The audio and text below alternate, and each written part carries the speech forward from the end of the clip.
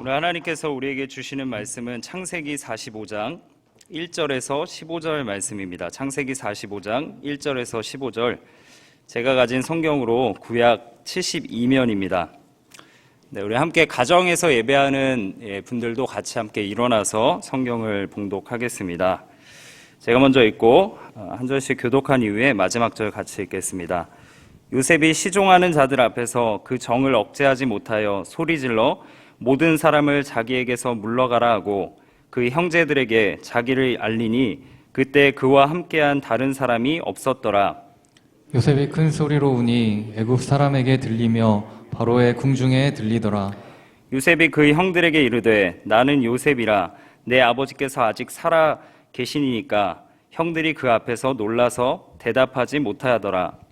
요셉이 형들에게 이르되 내게로 가까이 오소서. 그들이 가까이 가니 이르되 나는 당신들의 아우 요셉이니 당신들이 애굽에 판 자라.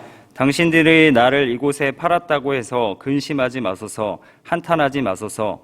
하나님이 생명을 구원하시려고 나를 당신들보다 먼저 보내셨나이다. 이 땅에 2년 동안 흉년이 들었으나 아직 5년은 밭갈이도 못하고 추수도 못할지라. 하나님이 큰 구원으로 당신들의 생명을 보존하고 당신들의 후손을 세상에 두시려고 나를 당신들보다 먼저 보내셨나니 그런즉 나를 이리로 보낸 이는 당신들이 아니요 하나님이시라. 하나님이 나를 바로에게 아버지로 삼으시고 그 온 집의 주로 삼으시며 애굽 온 땅의 통치자로 삼으셨나이다. 당신들은 속히 아버지께로 올라가서 아뢰기를 아버지의 아들 요셉의 말에 하나님이 나를 애굽 전국의 주로 세우셨으니 지체 말고 내게로 내려오사 아버지의 아들들과 아버지의 손자들과 아버지의 양과 소와 모든 소유가 고센 땅에 머물며 나와 가깝게 하소서. 흉년이 아직 5해가 있으니 내가 거기서 아버지를 봉양하리이다. 아버지와 아버지의 가족과 아버지께 속한 모든 사람에게 부족함이 없도록 하겠나이다 하더라고 전하소서. 당신들의 눈과 내 아우 베냐민의 눈이 보는 바 당신들에게 이 말을 하는 것은 내 입이라. 당신들은 내가 애굽에서 누리는 영화와 당신들이 본 모든 것을 다 내 아버지께 아뢰고 속히 모시고 내려오소서 하며 자기 아우 베냐민의 목을 안고 오니 베냐민도 요셉의 목을 안고 오니라. 같이 읽겠습니다. 요셉이 또 형들과 입맞추며 안고 오니 형들이 그제서야 요셉과 말하니라. 아멘. 이 시간 담임 목사님 나오셔서 선을 이루시는 하나님의 섭리라는 제목으로 말씀 전하실 때 큰 은혜 받으시기를 소원합니다. 할렐루야. 예, 주중에 교계 지도자들과 또한 방역 당국이 만나서 조금 방역 지침을 완화를 했습니다. 그래서 예배 금지가 또 예배 제한으로 바뀌면서 그래도 300명 이상의 예배당은 50명까지는 모일 수 있다라는 지침 때문에 평소에 이렇게 아무도 없다가 한 50명 성도와 함께 또 예배를 드리니까 감회가 새롭습니다. 1, 2, 3부 저희 수익교회 청장년들이 한 500명 평소 예배를 드리는데요. 10분의 1에 해당되는 인원이지만 여기 계신 성도님들이 지금 온라인으로 예배드리는 우리 수익교회 모든 성도님들을 또한 대표하고 상징한다고 생각합니다. 우리가 어디 있든지 하나님을 온전히 예배하는 삶으로 우리의 어떤 예배의 패턴과 모습을 이 코로나가 바꾸어 놓았지만 그러나 그 중심만큼은 결코 바뀌지 않기를 소원합니다. 사랑하는 성도 여러분 시험 좋아하십니까? 시험 좋아하는 사람이 어디 있겠어요? 정말 전교에서 1, 2등 하는 그런 수재들도 아마 시험 전에는 굉장히 많은 스트레스에 시달릴 것 같습니다. 어떤 한 엘리트가 이 박사 과정 논문, 이 구두 시험 최종 통과하는 것이 있는데 그걸 통과하고 나서 테스트 장소, 시험 장소를 나와서 이제 나는 시험 다 끝났다. 나는 내 인생이 앞으로 시험은 없다. 이렇게 외쳤다고 합니다. 그러나 그렇다고 그 이후에 시험이 없을까요? 그 엘리트가 교수가 되어서도 시험을 내야 하는 그러한 신분이라면 시험은 평생 따라다니겠죠. 이처럼 우리 모든 사람들의 삶에는 시험이 그치지 않습니다. 저는 가장 어려운 게 운전면허 시험이더라고요. 저는 이렇게 몇 번 떨어졌는데 제 아내는 늘 미국에서도 한국에서도 한 번에 이렇게 붙는 걸 보면서 시험 잘 치르는 사람은 꼭 뭔가 좀 다른 걸 알 수가 있습니다. 그러나 시험 좋아하는 사람은 없죠.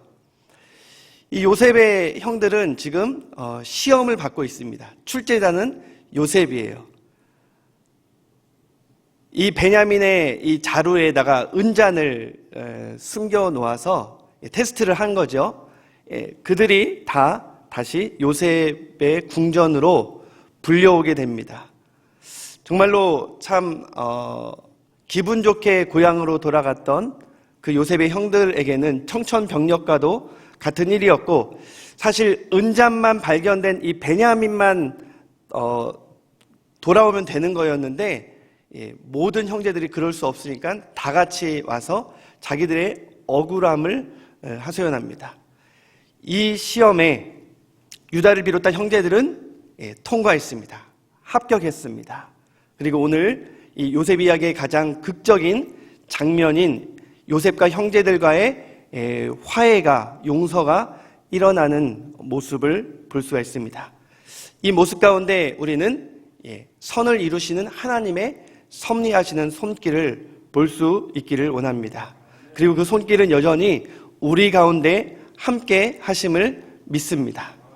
여러분, 우리에게 시험을 주시는 분은 하나님이십니다. 물론 이 야고보 사도는 하나님은 그 누구도 시험하지 않으시고 다만 욕심에 이끌려 우리가 시험받을 뿐이라고 말을 하지만, 이 전체적인 하나님의 섭리라는 관점에서 결국은 그 모든 것을 주관하시는 분은 하나님이시기 때문에 하나님이 시험의 출제자세요. 그런데 목적이 중요합니다. 요셉도 목적을 가지고 형들을 테스트, 시험을 냈잖아요. 그리고 그 목적에 부합하니까 형들이 시험에 합격한 것입니다. 그렇다면 하나님께서 자기의 사랑하는 백성들에게 시험을 주시는 목적은 무엇일까요? 시편 119편 71절 말씀에 가장 분명하게 드러나 있는 것 같습니다. 시험 당하는 것이 내게 유익이라. 그리고 그 시험, 고난이라는 시험을 통해서 시인은 무엇을 배우게 되었다라고 고백합니까? 율례, 하나님의 말씀을 배우게 되었다라고 말합니다. 그렇다면 우리가 내키지는 않지만 맞닥뜨려야 하는 이 시험을 통해서 하나님께서는 우리가 하나님의 말씀에 더욱더 순종하는 자로 우리를 빚어 가신다는 것입니다. 우리의 모난 부분들이 시험을 통해서 단련되고 다듬어져서 하나님 쓰시기에 합당한 도구로 우리가 준비되는 줄 믿으시기 바랍니다. 그 예시가 바로 창세기에 있습니다. 그래서 보잘것없고 형편없는 그러한 인생들을 아브라함은 물론 이거니와 이 야곱 얼마나 형편없고 약삭빠른 사람입니까? 그러나 여러 시험들을 통해서 그를 나중에 이 바로까지 축복하는 그러한 축복의 근원자로 아브라함처럼 사용하고 빚어가시는 하나님의 주권적인 손길을 보게 됩니다. 우리가 이 유다도 얼마나 부족한 사람인지를 알았죠. 그는 이 요셉에게 가장 큰 가해를 행했던 당사자였습니다. 이 요셉을 팔자고 주도했던 사람이기도 했지만 우리가 지난 38장에서 보았던 것처럼 이 창녀와 함께 잠자리까지 하였던 이 유다를 통해서 하나님께서는 경륜 가운데 그의 자손 중에서 메시아가 이 땅에 오시도록 하는 놀라운 하나님의 손길이 있었습니다. 요셉도 마찬가지입니다. 한 인생이 고난이 반전이 되어서 역전 가운데 총리가 되었다라는 것이 하나님의 섭리가 아니라 이 요셉이 총리가 된 사건을 통해서 야곱이 그의 자녀들과 함께 애굽으로 오게 되었고 어떻게 그 히브리 지파가 이스라엘이라는 한 민족으로 태동하게 되었는지 그 놀라운 하나님의 섭리하시는 손길을 우리는 볼 수가 있습니다. 그 손길 가운데 가장 얽혀 있었던 그 실타래가 풀리는 장면이 오늘의 말씀입니다. 그렇다면 우리는 이렇게 고백하지 않을 수 없습니다. 우리 이 고백을 가지고 함께 인사하면 좋겠습니다. 우리 이렇게 인사할까요? 하나님께서 모든 것을 합력하여 선을 이루십니다. 하나님께서 모든 것을 합력하여 선을 이루십니다. 아멘. 그렇다면 어떤 선을 이루실까요? 첫 번째가 바로 구원이라는 선입니다. 구원이라는 것은 하나님께서 이루시고자 하는 최고의 선이라 말씀드릴 수가 있어요. 사실 이 요셉이 이 시험을 하고 있는 목적도 바로 이 구원이라는 목적 때문이었습니다. 누구를 구원하기 위해서? 베냐민을 구원하기 위해서. 형들이 바뀌지 않았다라는 것을 요셉은 전제하고 있었습니다. 얼마나 악한 형들이었는지 그 20년 전에 자기를 버린 그 트라우마 때문에 이 형들의 이 소나귀에서부터 자기의 동생 베냐민을 구원해야겠다라고 요셉은 생각했던 거예요. 그래서 그러한 시험들을 계속 허락했던 것이죠. 근데 베냐민만 데려올 줄 알았는데 형들이 같이 쫓아오거든요. 이것은 예상치 못한 일이었습니다. 그리고 유다의 말을 들으니까 더욱더 놀랄 설명을 듣게 됩니다. 그것은 이 유다가 아버지의 이야기를 하게 되는 것이죠. 이 아버지 야곱이 한때 사랑하는 사람이 있었는데 그 사랑하는 사람이 없어졌다라는 거예요. 그리고 지금 이 베냐민이라는 아들 한 명만 보고 있는데 이제 만일 이 베냐민을 당신의 종으로 내어주게 되면 우리 아버지는 어떡하겠느냐는 것입니다. 우리 아버지는 이 베냐민과 생명이 연결되어 있어서 아버지가 죽을 수밖에 없으니 나는 이제 그렇게 못하겠노라고 대신 이 막내 베냐민의 생명 대신 나의 생명을 대신 해달라고 내가 당신을 섬기겠다라고 말하는 이 유다의 용기와 설명을 듣고 요셉은 깜짝 놀랄 수밖에 없었습니다. 너무나도 중요한 이 유다의 희생하는 모습을 우리 한번 살펴볼까요? 바로 직전, 오늘 본문의 직전에 44장 33절에 있는데요. 유다가 뭐라고 말합니까? 이 아이는 베냐민을 말합니다. 이 베냐민을 대신해서 자기가 머물러 있겠다라는 것이죠. 그래서 내가 당신의 노예가 되겠다라는 거예요. 제발 이 베냐민은 나머지 형제들과 함께 돌려 보내달라는 간청을 이 유다가 하는 것입니다. 요셉이 보기에 이 유다는 아마 가장 얄미운 사람이었을 것입니다. 그에게 가장 깊숙한 상처를 안겨주었던 가장 못돼 먹은 형인데 자기를 팔 때 앞장섰던 그 유다가 지금 22년이 지나 바뀌어 있는 이 모습을 보고 놀라지 않을 수 없었습니다. 요셉은 정을 억제할 수가 없었어요. 그동안 위장하고 숨겨왔던 이 자기의 그 모략과 그 음모를 더 이상 숨길 수 없게 되었고 자기의 신분을 숨길 수 없게 되었습니다. 그냥 정을 억제하지 못해서 그냥 마지막 순간에 할 수 있었던 말이 다 물러가라. 너희들은 다 물러가라. 물론 이집트 말로 했겠죠. 그러니까 그 이집트의 신하들이 다 물러가게 되고 형들만 남았을 때 그때 엉엉 우는 것이죠. 여러분, 요셉이 총리가 된 게 중요한 게 아니에요. 그의 야망을 총리가 되어서 이루는 사람이라면 공동체를 파괴할 수 있다라고 말씀드리지 않았습니까?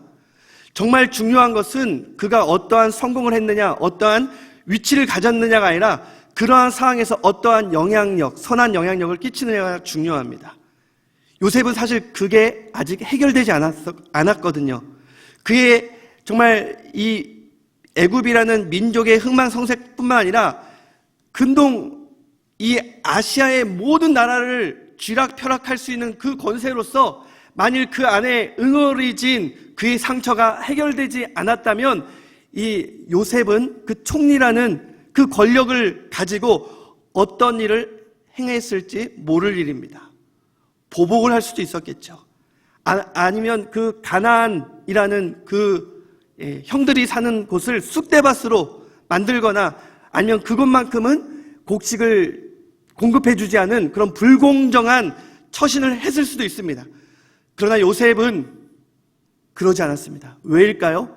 그의 응어리졌던 상처가 치유됐기 때문입니다. 첫 번째 단계는 울음이었습니다. 여러분 마음에 상처가 있습니까?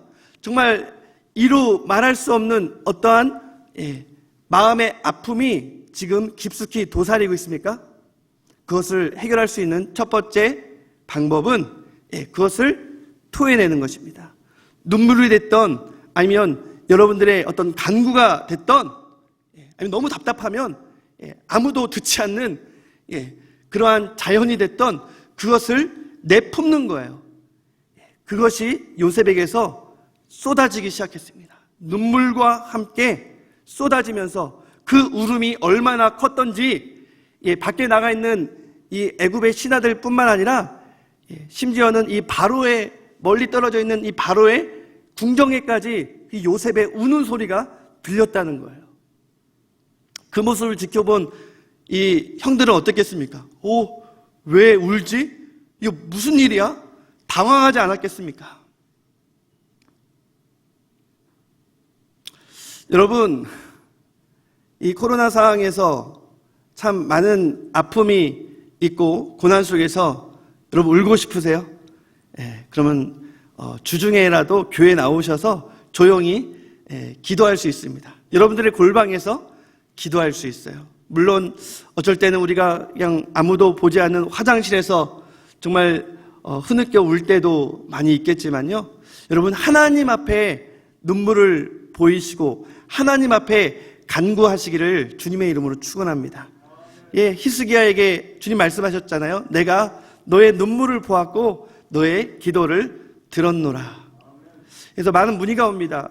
기도하고 싶은데 교회 어떻게 계속 폐쇄되어 있나요? 문은 아직도 닫혀 있나요? 그런 분들은 10중 8구는 교회에 와서 좀 간절히 기도하고 싶다는 분이에요.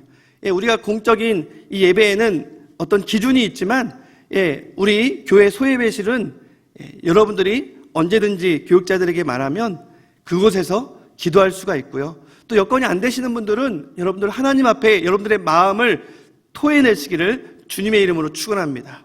그럴 때 그 응어러진 마음이 우리의 어떤 스트레스나 분노로 잘못되게 표출되지 않게 됩니다. 여러분 요번에 막 30대 우리 어머니가 차를 몰고 편의점에 돌진했잖아요. 분노를 조절하지 못해서 그런 방식으로 표출되는 모습이 오늘날 우리 사회에 얼마나 많이 있습니까? 일단 이 요셉은 그렇게 마음껏 그동안 20여 년간 쌓아왔던 그러한 한과 그러한 억눌림을 울음을 통해서 쏟아냈습니다. 그리고 그것이 끝난 게 아니에요. 그건 시작일 뿐입니다. 그리고 형들에게 이제 자기의 정체를 밝히게 되는 것을 볼 수가 있습니다. 뭐라고 말합니까? 3절에 있죠. 자기가 요셉이라고 자기의 이름을 말하게 되고요. 아버지의 안부를 묻습니다. 이것은 가장 또한 아들로서 또 궁금한 것이고 또 형들과의 이 매개가 지금은 아버지이기 때문에 이 아버지의 안부를 묻게 됩니다. 그런데 형들이 그러한 요셉의 자기 신분을 솔직하게 밝힌 것에 대해서 이 바할이라는 히브리어 단어가 쓰여 있는데 놀라는 정도가 아니라 굉장히 두려워 당황하고 있는 상황입니다. 지금 이 요셉은 반가워서 자기의 신분을 노출했지만 요셉에게 상처를 준 이 어떻게 보면 가해자들 입장에서는 그것을 믿고 싶지가 않았어요. 믿기지도 않았고요. 그리고 그게 사실이라면 하는 그러한 생각에 당황할 수밖에 없었습니다. 아무 말이 나오지가 않았습니다. 만일 자기는 이 상처가 치유되는데 마음껏 쏟아내는데 그로 인해서 상대방에게 오히려 또 다른 어떤 상처와 두려움을 안겨준다면 그러한 노출은 굉장히 위험한 것이죠. 바람직하지 않습니다. 그렇기 때문에 이 요셉은 그걸 알았어요. 지금 형들이 당하고 있네? 이걸 알았습니다. 그렇기 때문에 이 요셉의 이 상처가 치유되는 과정이 굉장히 하나님께서 지금 이 요셉뿐만 아니라 이 형들의 마음까지도 함께 어루만져 주고 있음을 볼 수가 있는데요. 우리가 생각나는 말씀, 잘 알고 있는 말씀이 있어요. 그것은 로마서 8장 28절. 저도 여러분들 너무 좋아하는 말씀인데요. 하나님을 사랑하는 자, 곧 그 뜻대로 부르심을 입은 자들에게는 어떻게 된다고요? 모든 것이 합력하여 선을 이루게 될 줄 믿습니다. 그런데 그 선은 최고의 선, 그게 바로 하나님의 꿈, 하나님의 비전인데 그것이 바로 구원이라는 것입니다. 생명을 살리는 것과 관련이 있다는 거예요. 일단은 이 요셉의 생명을 살리게 되는 것이죠. 상처받은 당사자니까. 그래서 요셉이 이 4절에서 이야기를 할 때 이제 막 물러서고 뒷걸음치고 놀라 자빠진 형들 향해서 가까이 다가가면서 그러지 말고 나에게 가까이 오라고 초청을 하고 있습니다. 그러면서 내가 당신들의 아우라고, 아우 요셉이라고 좀 더 정확하게 자기들과의 관계를 밝히고 있고요. 그리고 이 말은 안 해도 되지 않을까라고 생각할 수 있지만 이 상처가 있을 때 상처를 치유받으려면 상처를 준 그 상황을 솔직하게 그리고 용기 있게 직시해야 됩니다. 그것을 밝혀야 돼요. 그래서 나는 당신들이 판 아우 요셉이라고 말을 합니다. 그것이 당사자에게도 좋습니다. 정말 떠올리기 싫은 형들에게 버림받고 형들이 팔았던 그 과거를 누구보다도 회상하기 싫었던 사람은 요셉이었는데 그 상처를 직시하는 거예요. 그 과거를 떠올리는 거예요. 사실 요셉은 그동안 너무 바빠서 또는 시간이 너무 많이 지나서 그 상처를 잊고 있었는지도 모릅니다. 그러나 그 상처를 괜히 드러내고 있는 이유는 무엇입니까?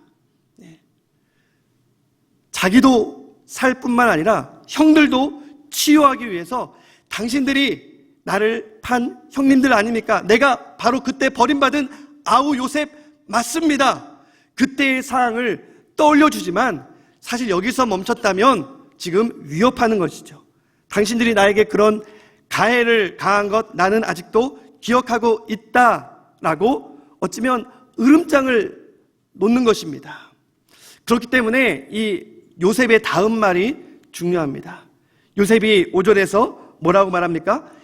정말 완전한 용서와 화해를 전제하면서 당신들 나를 판 형님들인 거 저 아직 기억하고 있습니다. 그러나 그 일로 인해서 근심하지 마시고 그걸 후회함이 너무나도 차고 넘쳐 그것 때문에 한탄할 필요 없습니다. 저 다 그거 잊어버렸습니다. 그러면서 그렇게 나를 판 것은 당신들의 잘못이 아니라 하나님께서 생명을 구원하시려고. 여기서 생명은 첫 번째 누구입니까? 자기죠. 요셉 그 자신을 구원하려고 하나님이 행하신 거라고 합니다. 엘로힘 샬락 오티, 하나님이 나를 보내셨다라는 말이 이제 4번이나 계속 반복됩니다. 당신들 죄책감에 빠지지 말라고, 자책하지 말라고, 당신들 잘못이 아니라 하나님이 섭리하셨다라고, 하나님이 나를 이 애굽에 보내셨다고, 그것은 하나님이 행하신 일이니까 아무 염려하지 말라고 이제 마음에 안심을 심어주는, 정말 애쓰고 있는 요셉의 모습을 볼 수가 있습니다. 그러면서 그 생명을 구원하고자 하는 하나님의 선은 나만 살렸을 뿐만 아니라 7절에 보면 그것도 바로 형들도 살리기 위한, 우리 아버지의 모든 가문을 살리기 위한 하나님의 목적이었노라고, 그것이 바로 큰 구원을 이루기 위한 하나님이 우리를 그리고 나를 시험했던 목적이었고, 그 목적이 지금은 이루어져서 이제는 당신들의 생명도 구원받게 되었느라고 자세하게 설명하고 있습니다. 지금 이 흉년이 지금 2년밖에 안 지났고 앞으로 5년 동안은 계속 흉년이 이어질 텐데 당신들도 살아야 되지 않겠습니까? 나를 살리신 하나님께서 나를 통해 당신들을 살리기를 원합니다 라고 지금 용서와 화해의 제스처를 세밀하게 정말 너무나도 두려워하고 있는 형들에게 말하고 있는 요셉의 모습을 볼 수가 있습니다. 그리고 그 모든 것이 하나님의 섭리였고 하나님의 은혜였노라고 요셉은 말합니다. 여러분, 이 창세기의 주제는 세상 만물을 창조하신 하나님께서 이 세상을 창조하신 세상을 보존하신다라는 것입니다. 그리고 그 보존하는 예로 이 아브라함과 그의 자손들을 지금 말씀하고 있고 하나님이 선택하신 그 이스라엘을 어떻게 부르시고 그들을 보존해 내시는지를 성경 전체에서 말씀하면서 결국 하나님께서 사랑하시는 하나님의 백성, 즉 십자가의 그 보혈로 구원받은 하나님의 교회, 당신의 백성들을 하나님께서는 끝까지 인도하시고 보존하시는 분이심을 말씀하고 있는 것입니다. 하나님의 섭리하시는 그 손길을 우리가 볼 수 있도록 인생들을 통해서 보여주고 계시는 것이 바로 이 창세기구 성경 전체라고 말씀드릴 수 있습니다. 그렇다면 사랑하는 성도 여러분, 여러분 왜 두려워하십니까? 왜 버림받았다라고 생각하십니까?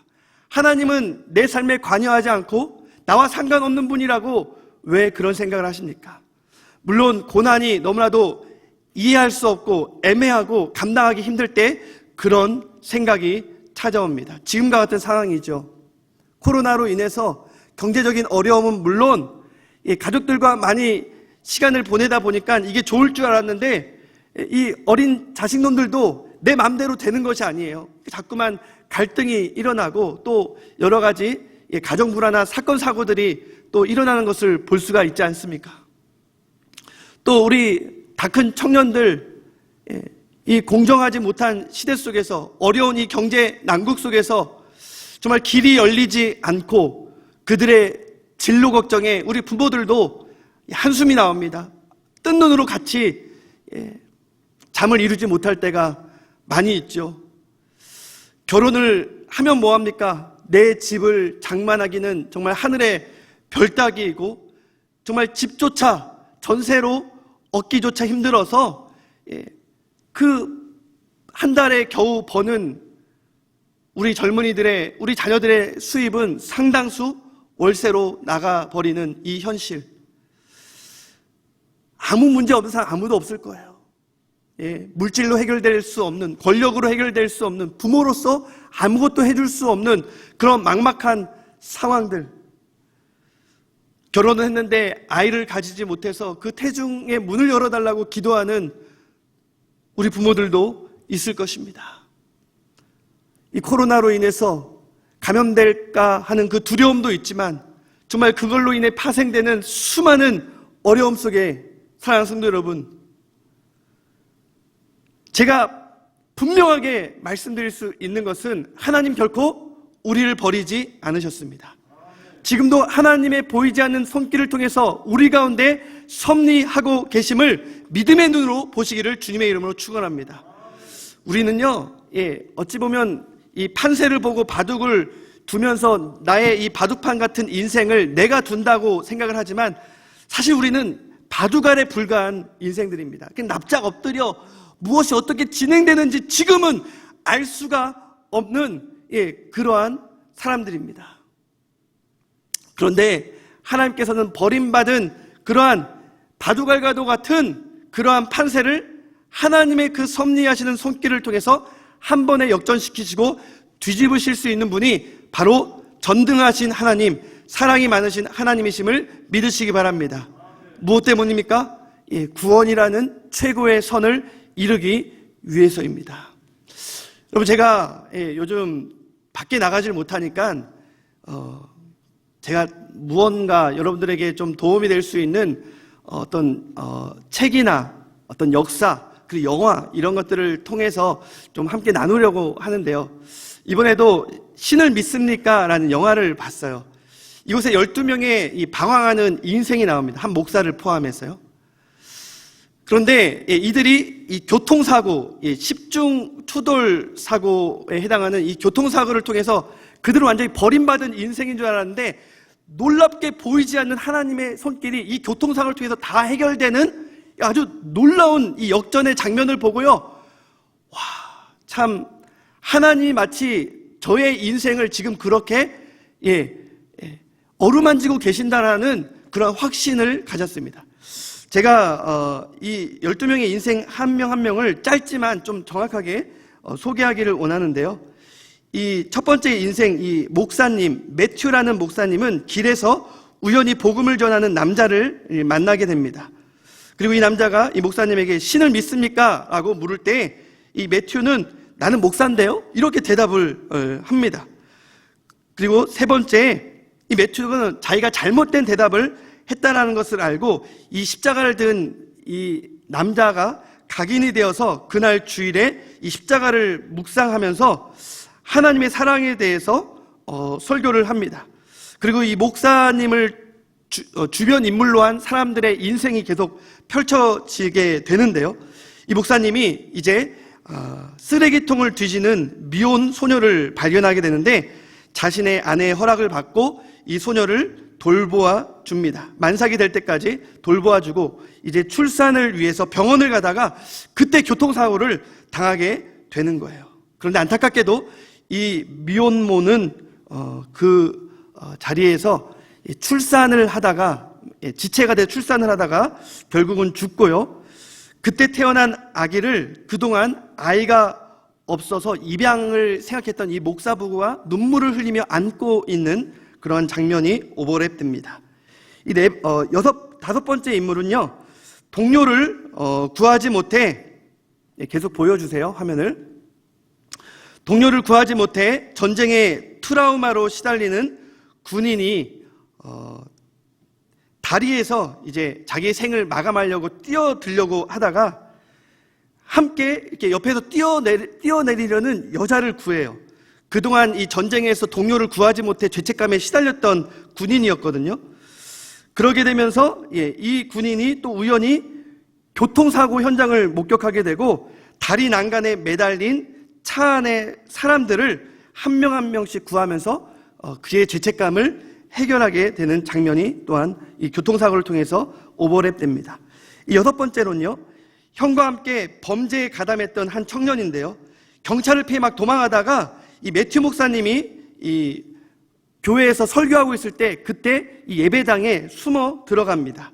그리고 그날 설교를 통해서 자신의 죄를 철저히 하나님 앞에 회개하게 되고 그리고 형에게도 용기를 내서 자수하라고 권면을 하다가 그때 형을 복수하러 온 형을 위해서 대신 총을 맞고 그때 죽어가게 됩니다. 그러나 그의 마지막 모습은 이미 생명을 얻고 구원을 확신하기 때문에 어느 순간보다도 평안해 보이는 모습으로 오버랩 됩니다.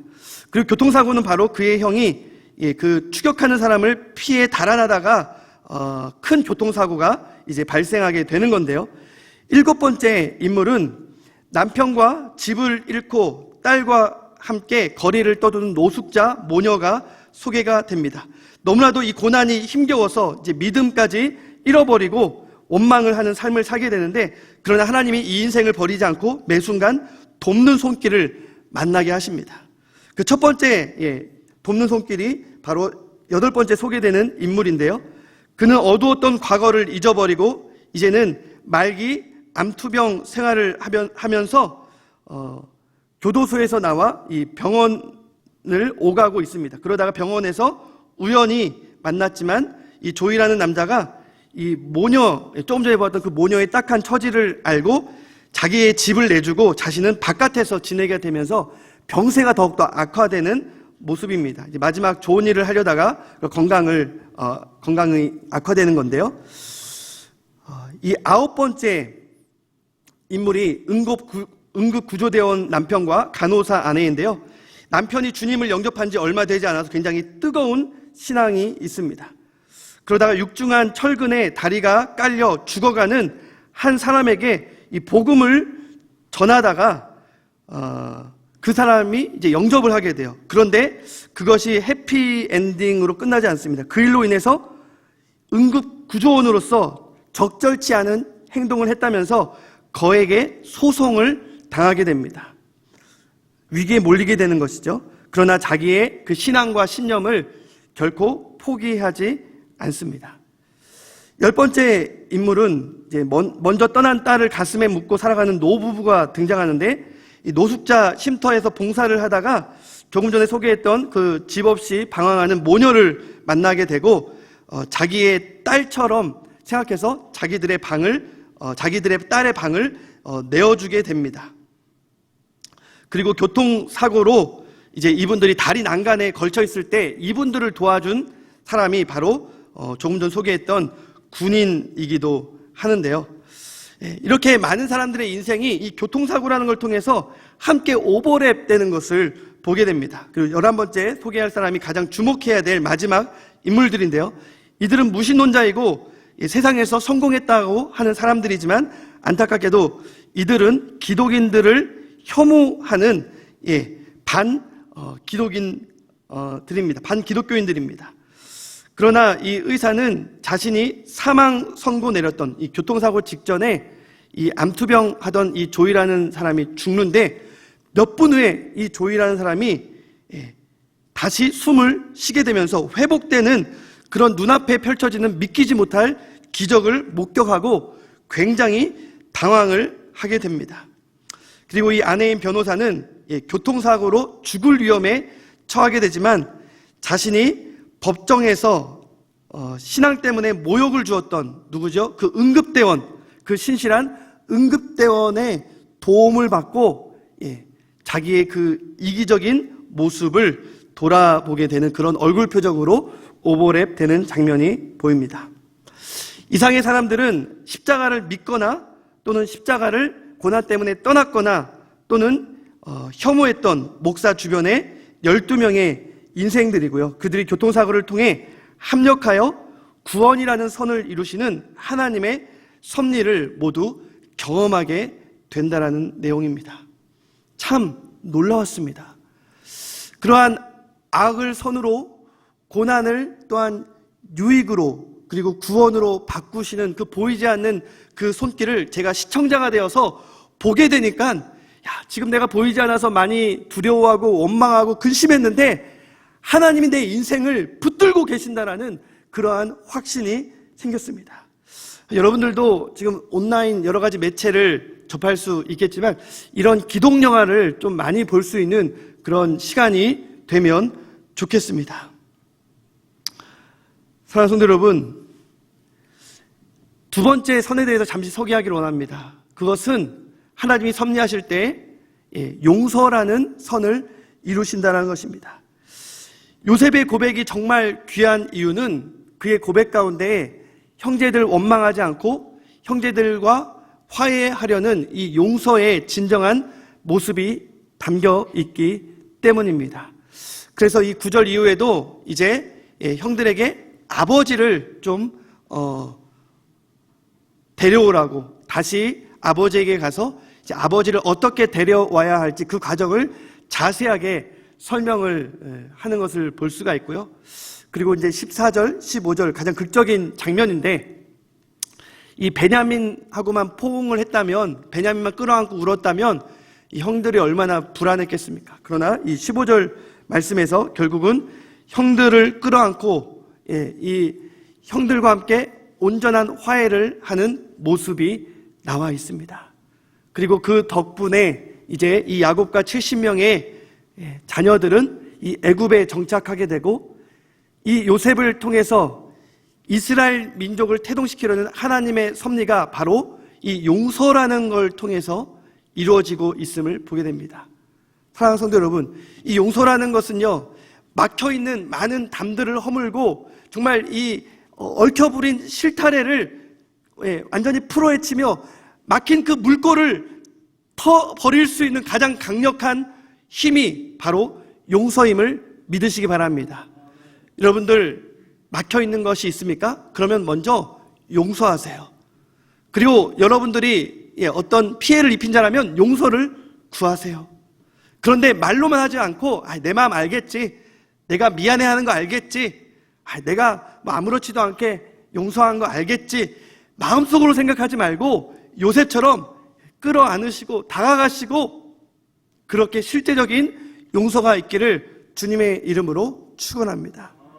그런 용서가 있을 때 하나님께서는 그 사람의 인생을 복주시고 그 인생을 통해서 한 나라를 또한 일으키시기까지 합니다. 우리가 이스라엘을 보았잖아요. 대한민국도 마찬가지입니다. 이 시간 한 인생을 소개하고 마치고자 합니다. 그 사람 바로 토마스 선교사입니다. 이 로버트 저메인 토마스는 원래 우리나라 선교사가 아니었어요. 그는 이 런던 선교회에서 중국 상해로 파송을 받은 선교사였지만 아내가 임신 중에 출산을 하다가 이 바이러스에 감염돼서 아내도 죽고 정말 이 자식도 죽고 한 번에 그의 생명보다 귀한 모든 걸 잃어버린 사람이었습니다.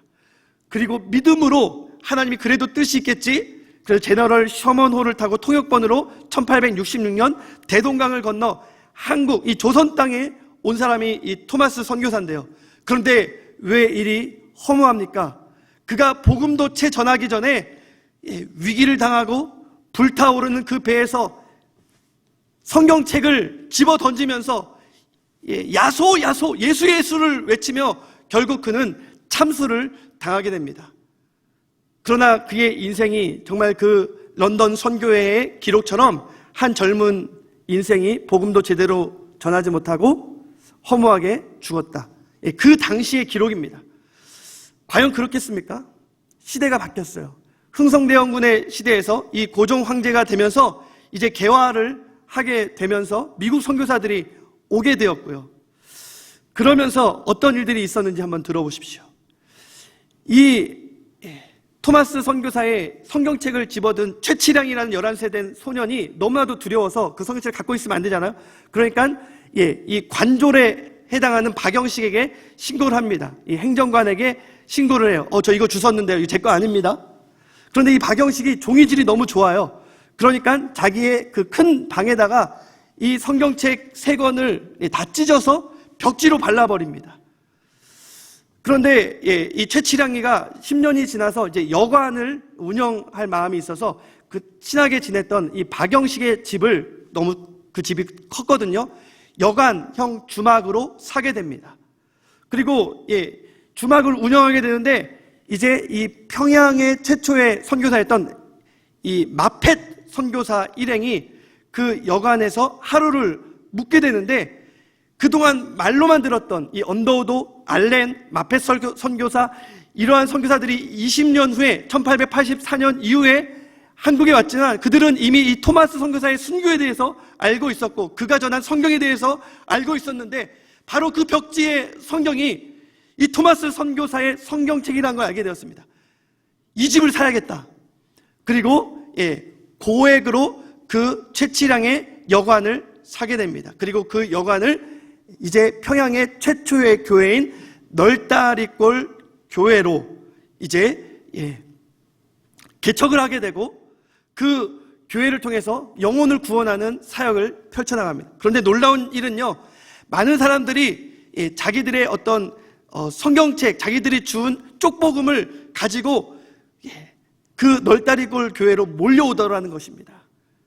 무슨 일이 일어난 겁니까?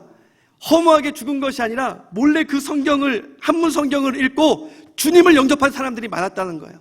그리고 교회가 세워지니까 교회의 성도로 이제 함께 예배를 드리게 된 것이고 그 교회가 부흥하면서 이제 장대현이라는 곳으로 옮겨 장대현 교회가 되었고 그 장대현 교회에서 1907년 평양의 대부흥운동이 일어나게 된 것입니다. 할렐루야. 1907년 이후에 100년이 됐을 때 2007년도 하나님께서 놀라운 섭리를 행하셨는데요. 그것은 이 연변과기대 교수들이 이제 평양에도 과기대를 세우게 되는데 이제 이 북한에서 유일하게 예배할 수 있는 곳이 이 외국인들이 예배할 수 있는 평양 과기대 예배당이었습니다.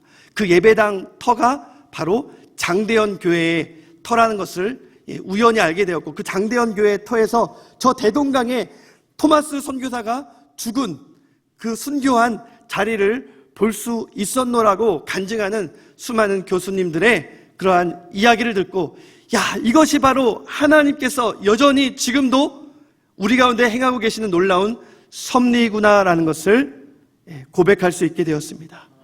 사랑하는 성도 여러분, 하나님은 지금도, 그리고 고난 많은 우리의 인생 가운데서도 보이지 않지만 여러분들을 어루만져 주시고 한 걸음 한 걸음 인도하고 계심을 믿으시기 바랍니다. 오늘 말씀의 결론을 맺습니다. 구원과 화해를 이루시는 하나님의 섭리에 감사하자는 것이죠. 그리 아니하실지라도 지금은 고난 가운데 있지만 하나님께서 우리를 통해서 구원을 이루시고 생명을 보존하시며 또한 용서와 화해의 선구자가 되어서 이 교회와 나라를 일으키시려는 하나님의 놀라운 섭리가 있음을 믿으시고 여러분들의 그 가정에서, 그리고 직장에서, 사업터에서 바둑알 던지지 마시고 포기하지 마시고 하나님이 합력하여 선을 이루실 것을 믿으시기를, 또 그런 복된 삶을 살아가시기를 주님의 이름으로 축원합니다.